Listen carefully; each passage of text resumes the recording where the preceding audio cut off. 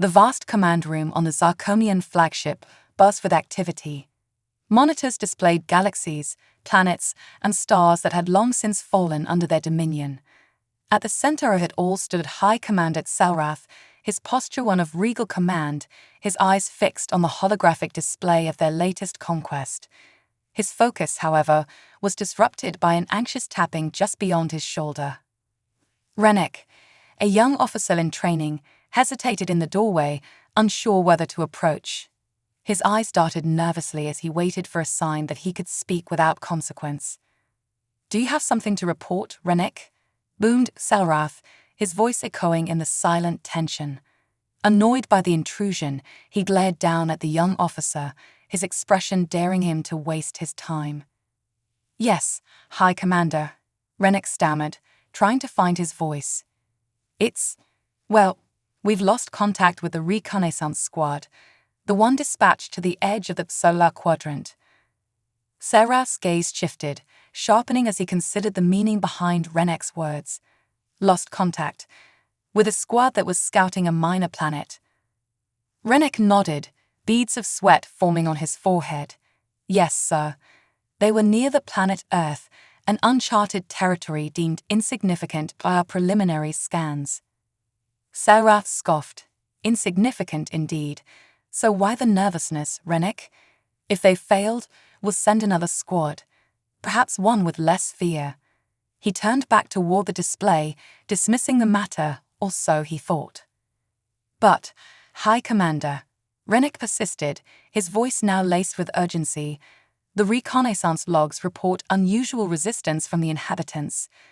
Primitive though they may be, they seem to possess unconventional defense tactics." Xelrath turned slowly, his interest piqued. "Unconventional? What do you mean by that?" Rennek held up his tablet, activating a recorded message from the fallen squad's captain. The image of a Zarkonian officer flickered into view, his expression one of surprise, something almost alien in itself. "Report from Earth," the hologram began. "Inhabitants are bipedal, unarmored, and lack advanced technology. However, they have resisted with unusual tactics, leveraging their environment in unexpected ways. Losses are higher than projected." The report cut off abruptly, leaving a heavy silence in the room. Xelrath considered this with a new intensity. "Prepare a squadron to investigate," he ordered. "If these humans are as resourceful as this suggests, they might present an intriguing challenge." Rennek nodded, relief flooding his face as he hurried to carry out the orders. But even as he exited, Xelrath's gaze remained fixed on the fading hologram, a faint smile curving his mandibles. If there was one thing he loved, it was a conquest that could test his might, and it seemed perhaps that Earth might offer him just that. As the room returned to its usual buzz, Xelrath's mind began to churn. For centuries, the Zarkonians had swept through the galaxy, conquering worlds with barely a hint of resistance. But this tiny, forgotten planet, something told him it might just be different. And Xelrath, always one to crave the unknown, felt a thrill that he hadn't experienced in eons. Captain Kryn, known among the ranks for his confidence, even arrogance, approached Earth with a look of disdain. The planet appeared small and quiet, rotating against the darkness of space like a tranquil blue orb. His squad hovered in orbit, their ships cloaked to avoid early detection. "These humans can't possibly pose a threat," he muttered to his second-in-command, Larek. "Primitive life forms, no natural armor, and barely any technology. They'll surrender within hours." Kryn's squadron descended toward Earth, the ships gliding silently through the atmosphere, ready to establish dominance. But as they began landing on the outskirts of a large human settlement, they encountered an odd sight. People scattered, but with more precision than expected, taking cover in structures, using objects for defense, and even managing to alert local authorities swiftly. Kryn snorted. "Run all you want, it won't make a difference," he sneered, but deep down, a slight unease crept in as he observed their quick reactions. Humans were faster than he had anticipated. When they disembarked, his team was met with something unexpected, a line of human military vehicles and soldiers standing their ground with weapons at the ready. They looked almost insignificant compared to the Zarkonian armor and energy weapons, yet they didn't back down. The humans held their position, calm and focused. Kryn raised an eyebrow, amused. Brave but foolish. He raised his hand, signaling his soldiers to engage. The first shot erupted, an intense beam from the Zarkonian weapons striking a military vehicle and turning it into smoldering metal. Kryn expected chaos, panic, retreat, but the humans didn't scatter. Instead, they responded with a fierce volley of their own. Bullets, though primitive, rained down on the Zarkonians in precise waves, and the human soldiers used cover expertly, moving in and out to avoid the alien blasts. "They're adapting to our tactics," Larrick noted, his tone uncertain as he watched the humans change position every time the Zarkonian soldiers tried to corner them. Kryn waved off the concern. "It's meaningless. They'll tire out soon enough." But to his growing frustration, the humans didn't tire. Instead, they intensified their resistance, coordinating in small groups, sharing information over primitive yet effective communication devices, and using the environment to their advantage. A few of Kryn's soldiers began to falter under the constant barrage, one even falling to an unexpected explosion as a human soldier tossed a makeshift grenade. "Sir, we've lost 4 units already," Larrick reported, eyes wide, "and we're running low on cover." Kryn gritted his teeth, realizing his squad was ill-prepared for this level of resistance. With each passing minute, it became evident that Earth wasn't going to fall as easily as he'd assumed. The humans weren't stronger, faster, or more advanced, yet their resilience and adaptability turned the tide against his troops. "Retreat," he finally ordered, his voice laced with disbelief. The proud Zarkonian captain had never before been forced to issue such a command. "Back to the ships. We need to regroup and reassess." As they hurried back to the safety of their vessels, the humans maintained their positions, watching the retreating aliens with expressions Kryn hadn't expected, triumph and defiance. As they retreated into the blackness of space, Kryn knew he had to report back to Commander Tselrath. This was no ordinary planet, and these humans, they were unlike anything he'd encountered before. High Commander Tselrath stood at the helm, his gaze fixed on the holographic display of Earth. Beside him, Captain Kryn delivered his report, his voice tinged with embarrassment. "They were relentless, Commander," Kryn admitted. "They fought with strategies beyond what we anticipated. Resourceful, adaptive, and willing to sacrifice for each other. We lost more units than expected." Tselrath's mandibles tightened, an unmistakable sign of his irritation. "You need to tell me these humans are more than what our scanners showed. That your team, with all its technology, was bested by a race that barely understands space travel." Kryn lowered his gaze, but before he could respond, a transmission interrupted the tension. On the main display, a human figure appeared, renowned scientist Dr. Sophia Reyes, a respected leader among Earth's defenders. Her message was defiant and straightforward. To the invaders, "Earth will not surrender. Your superior technology does not intimidate us, nor will it deter us. We will protect our home and our people. Consider this your first and only warning." Her image faded, leaving Tselrath's command room silent.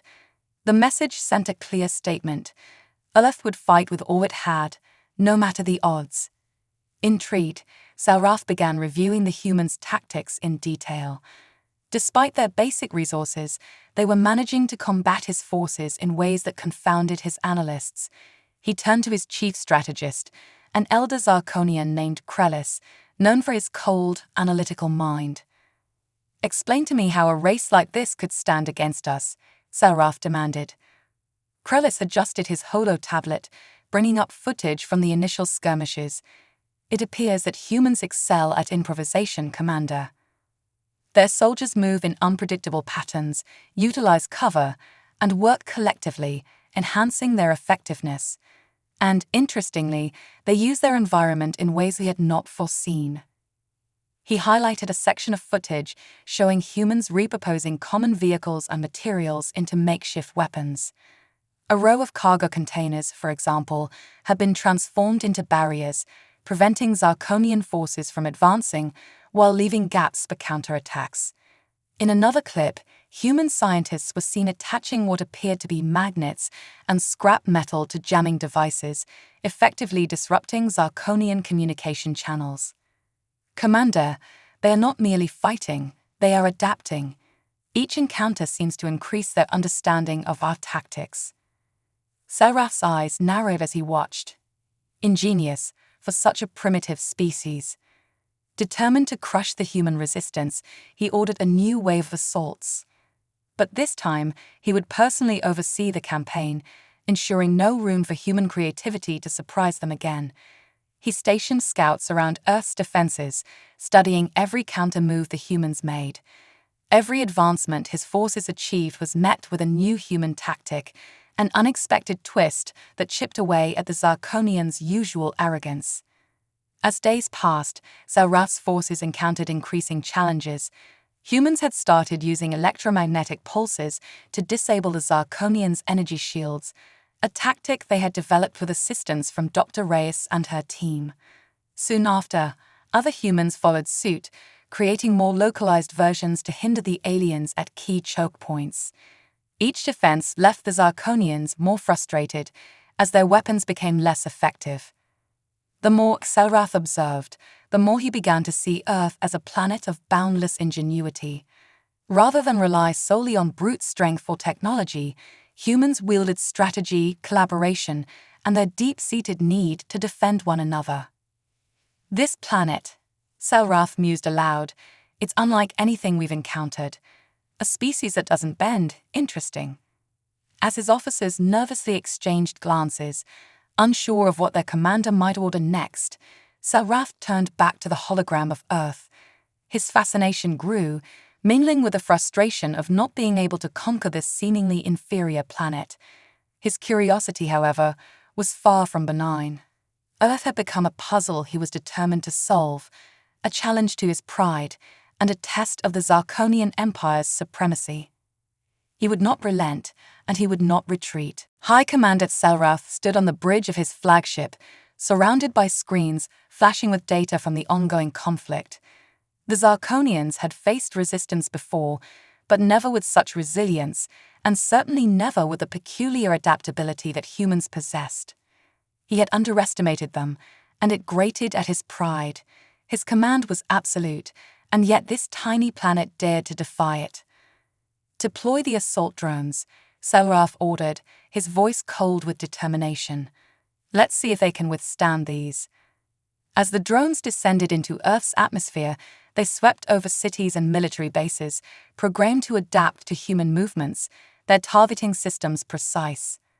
But the humans, with their uncanny ability to think on their feet, responded almost immediately. A rapid transmission flew across the Earth's military networks, and within minutes, humans implemented a new plan. Local engineers and soldiers had crafted electronic jamming devices from whatever they could find: car batteries, old radios, metal scraps, using Earth's electromagnetic frequencies to scramble the drones' systems. One by one, the Zarkonian drones fell from the sky, their precision guidance systems thrown into disarray. The humans moved swiftly, dismantling each fallen machine and using the parts to develop improvised countermeasures against future assaults. Each piece of alien technology became a stepping stone, a new weapon in their arsenal. Seraf's frustration grew. How are they adapting so quickly? He snarled. He watched as his elite forces, seasoned by years of conquest, faced fierce human fighters who learned from every skirmish, pushing his troops back with tactics he couldn't anticipate. The humans exhibited a strange unity, an invisible force that bound them together, making each setback only seem to strengthen their resolve. They're repurposing our own technology against us, Commander, Prevails reported, his tone filled with a rare hint of admiration. They've disassembled the drones, understood their systems, and now they're using our weapons as if they were their own. What kind of species is this? Selrath muttered, his eyes narrowing. What drives them? Their motivation is survival, Prevails answered. For them, there is no choice but to resist. They're driven not by conquest, but by the need to protect their own. It makes them formidable. Selrath felt a rare pang of doubt. His mind flashed to Dr. Reyes's message, the defiance in her eyes as she warned the Zarkonians to stay away. These humans were proving themselves to be a unique force, one that didn't align with any previous conquest. And even now, while his troops grew weary, the humans seemed to grow stronger, fueled by an almost unbreakable will. Human forces began to mount offensive operations, a striking shift from the defensive strategies they'd employed. Captain Sarah Connors, one of Earth's decorated military leaders, coordinated efforts across continents. Her soldiers struck the Zarkonian outposts with precision, seizing control of small bases and capturing alien technology. Though they suffered losses, they learned with every encounter, adapting to the Zarkonian tactics with startling speed. Reports flooded into Selrath of human forces dismantling more equipment, using basic science and engineering to repurpose alien weaponry. What they lacked in resources, they more than made up for in tenacity and ingenuity. It was as if, for every piece of alien tech they dismantled, they gained an insight, a new weapon, and another way to turn the tables on the invasion. The turning point came when human scientists, led by Dr. Reyes and her team, managed to break through the Zarkonian frequency barrier. They intercepted the invaders' communications and disrupted the synchronization of their assault plans. Messages between Zarkonian squads were now delayed or scrambled, causing confusion and rendering their operations vulnerable to human counterattacks. Selrath realized, with a growing sense of unease, that the humans were not merely defending their planet. They were learning to dominate the battlefield. How is this possible? He demanded, staring at the screen as reports of another defeated squad poured in. Prevails, uncharacteristically tense, replied, "Commander, they found weaknesses in our protocols, exploiting them with a coordination we hadn't anticipated. They're not fighting like any species we've encountered." Selrath clenched his fists. He had intended to crush Earth swiftly and move on, yet here he was, facing an enemy that defied every expectation. The humans, fueled by a sheer determination to protect their home and loved ones, had turned the tides of war. They had not only stood against his forces, they had pushed them back. As Selrath watched the humans rally, a cold realization dawned upon him. Earth was no ordinary conquest. The humans were not just defending their planet. They were proving themselves as something far more powerful, something capable of standing toe-to-toe with the Zarkonian Empire. And in that moment, Selrath knew that he had underestimated them in the worst possible way. Selrath's command room crackled with tension. His elite forces had been unleashed, yet reports of resistance continued to flood in, each more baffling than the last. Earth's defenders had not only held their ground, but were now advancing, reclaiming territory thought to be under Zarkonian control. "Commander, human forces are advancing on Outpost Alpha 7, reported an officer, struggling to mask the panic in his voice. "They've dismantled our shields and are using electromagnetic pulses to disrupt our energy weapons. It's as if they know our every move." Selrath's mandibles ground together in frustration. His pride would not allow him to retreat, and his officers looked to him for resolve. He straightened, addressing his troops with an air of finality. "We launch a full-scale assault," he ordered. "Bring in all remaining forces and deploy the war mages. We will overwhelm them with power beyond anything they've seen." Meanwhile, on Earth's surface, Captain Sarah Connors and Dr. Sophia Reyes prepared for the imminent attack. News had spread across the planet of humanity's resilience, and people had united as never before. Engineers, scientists, soldiers, and civilians worked together, pooling resources and knowledge. Makeshift defenses lined city streets, rooftops, and even forest clearings. Children delivered supplies, elderly offered guidance, and across the globe, humanity prepared for its greatest battle. Sarah paced through the command center, eyes scanning reports from various human outposts. "Dr. Reyes, are the EMP devices ready?" she asked, her voice tense but determined. Dr. Reyes nodded, adjusting her glasses. "Yes, and we've synchronized them. We'll create an electromagnetic field around the main outposts that should disrupt their systems as soon as they come within range. It's risky, but it's the best chance we have." A distant rumble shook the ground as Zarkonian forces descended.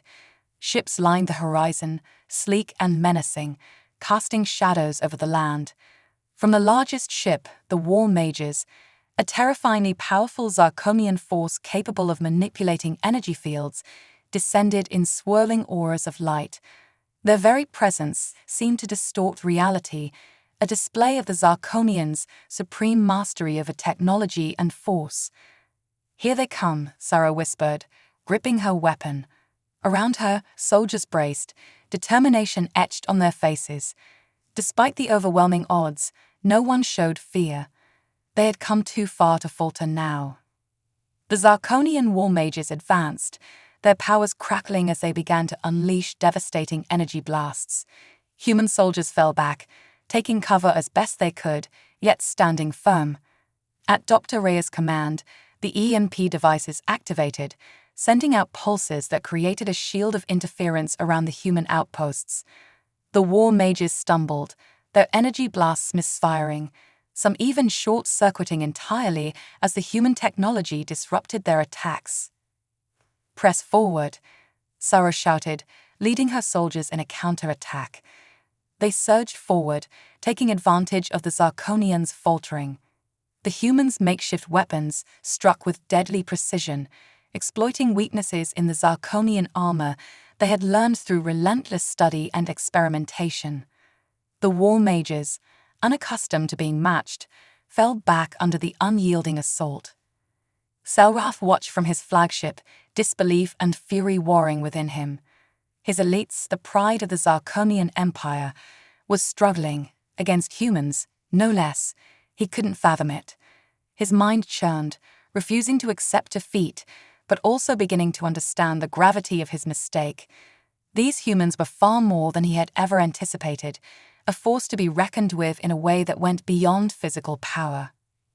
"Commander, we need to withdraw," Krellis urged, his voice urgent. "Our forces cannot maintain this assault. The humans have rendered our energy fields ineffective. This is not a typical conquest. They are our equals in battle." Selrath's gaze lingered on the chaotic battlefield below, where his elite forces had been reduced to mere survivors scrambling to retreat. His arrogance had brought him here, but his sense of survival demanded he leave. In that moment, he faced a decision that would alter the course of Zarkonian history: fight to the death, or concede to humanity's resilience. "Order a retreat," Selrath said at last, each word bitter on his tongue. "Recall all units and leave this system.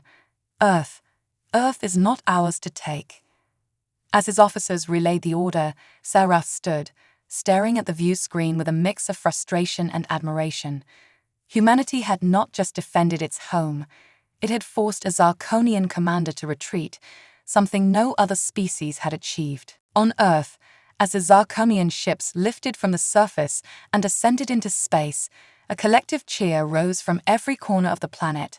Sarah, Dr. Reyes, and their troops watched in awe as the invaders departed, disbelief and relief mingling with a profound sense of victory. Humanity had done the impossible. As the Zarkonian fleet retreated to a safe distance, Selrath sat alone in his chamber, replaying scenes of the battle over and over. He had faced countless foes, from the most advanced civilizations to the fiercest warriors, yet Earth had taught him a lesson no one else could. For the first time, he felt respect for a species he could not conquer. Earth was not just another planet, it was a realm of potential and perseverance. These humans had defied every assumption he'd made. They were not weak, nor easily subdued. Instead, they were an enigma, a force that even the Zarkonians could not fully comprehend. Their strength did not lie in technology or physical prowess, but in their creativity, their spirit, and their will to survive. "Prepare a report on Earth," he instructed Krellis, his voice softer than usual. "Let it be known that Earth is unique, a place we will observe but never touch." Krellis nodded, understanding the weight of his commander's words. For Xal'Rath, it was a humbling admission, a reminder that even the mightiest conquerors could meet their match in the most unexpected of places. Back on Earth, the aftermath of the victory brought humanity together like never before. Streets overflowed with celebrations, and people shared stories of bravery and sacrifice, honoring those who had fallen and cherishing the hard-won peace. Captain Sarah Connors and Dr. Sophia Reyes became symbols of human ingenuity and courage, their names etched into history. In the end, Earth had not only defended itself, it had earned the respect of the stars. Humanity had proven itself as a species not to be underestimated, and though they knew the galaxy held many threats, they now had confidence in their place among the cosmos. In the depths of space, Xal'Rath gazed out at the distant stars. Earth was a puzzle he could not solve, a mystery he would never forget. And as his ship drifted into the darkness, he knew one thing for certain: humanity was far more than he had ever imagined.